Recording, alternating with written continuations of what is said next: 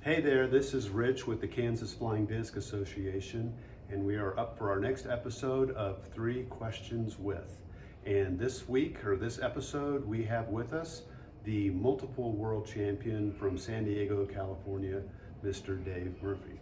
Hey Dave, how are you doing? I'm doing great. Glad to be here with you. Yeah, we're here together in Colorado Springs at the Collectors Convention and having a good time and catching up. So 3 questions. Number 1, freestyle in general has kind of dropped off in popularity here in the United States, but it's at kind of an all-time high in Europe. And during our conversations and whatnot, you can kind of trace some of that back, the popularity in Europe, you can trace it back to the Nike Freestyle commercial. And I know that you had a part in that. Tell us a little bit about that and tell us, why was the Stickman so good? Well, yes, the sport was waning in America, and we were kind of worried about it dying off. Nike decided they wanted to do a freestyle Frisbee commercial, so we were all very excited about that because we wanted the exposure.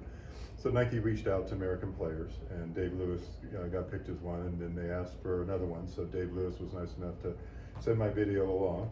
And so Dave and I did the commercial, and it aired in Europe for a good year, and from what I hear, they were airing it a ton.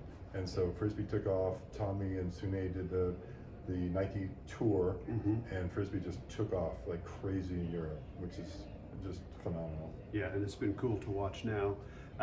Google Nike Freestyle commercial and you'll see it, but there is a Stickman that has a predominant role in the ads. Tell us about that. Yeah, so the whole theory is they did 3 different commercials. One was soccer, one was Frisbee, and I think the other one might have been basketball. And it was all about a stickman doing these tricks. And then it's all about normal people trying to keep up with him.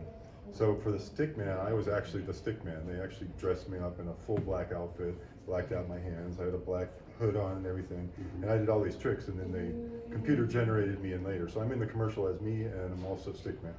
That is cool. That's cool. Okay, so that was kind of 2 questions, but we'll just call it 1. Question number 2, you've been all over the world. You've been on MTV, you've been on the Ellen Show, you've done the Nike commercial, you've competed at the highest level. Do you have a single memory that stands out from all those things that you've done? Well, I have a million, but I think the jam I had with Joey Hidalkland in 2010 after the Worlds, everybody was gathering around eating dinner after the Worlds. We were all out on the field, and Joey went out there and started putzing around by himself, and I went out and joined him, and it just was magical. And they still call it the Magic Jam. It's on YouTube, Murph and Joey's Magic Jam, and nobody would join the jam, and it's all people talked about after they went back to their cities and everything. And Dave Lewis had a high-res camera at that point and came out and videotaped it and put it to music and put it on YouTube.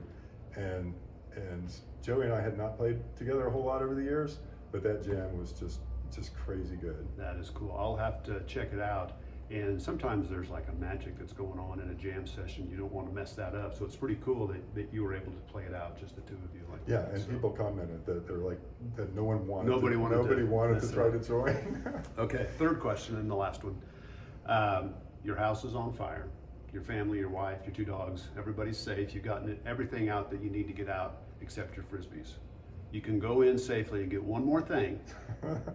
And I know the answer to this, that's why we're laughing, but if you could go and get one of your prized possessions in your collection, what would it be? Well, as you know, up until about a month ago, I would have been a tough decision, but a few weeks ago I acquired the 1948 Pipco Flying Saucer FS1, which is the very first plastic flying disc in existence, and there aren't a whole lot of them out there, and that's the one. That is the one I would have to grab after everything else that's important to me. Man, what does it feel like to hold something that historic and that old and so significant to our sport? Well, you and I played catch today with the one that came after that, Yep. 1950. So it's basically like holding the same thing, except it's a little more significant. The number 1. Yeah, it was the number 1. So holding it's a little more significant, but it's crazy. It was the disc I had to have in my collection. All right. Dave, thank you. No, my pleasure. All right. Peace out. Okay. That'd be much better.